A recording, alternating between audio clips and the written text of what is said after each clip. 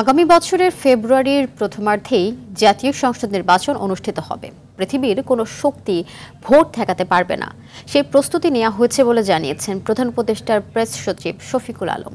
প্রধান উপদেষ্টার সভাপতিত্বে এক উচ্চ পর্যায়ের বৈঠকের পর বিকালে রাজধানীর ফরেন সার্ভিস একাডেমিতে সংবাদ সম্মেলনে করে তিনি কথা জানান। এ সময় ডাকসু নির্বাচন উৎসব মুখর করার ব্যাপারে নির্দেশনা দেওয়ার কথাও জানান প্রেস সচিব।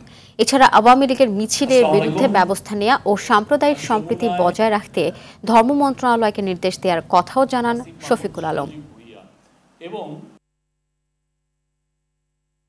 নির্বাচন যে করেই হোক ফেব্রুয়ারির প্রথমার্ধের মধ্যে নির্বাচন হবে।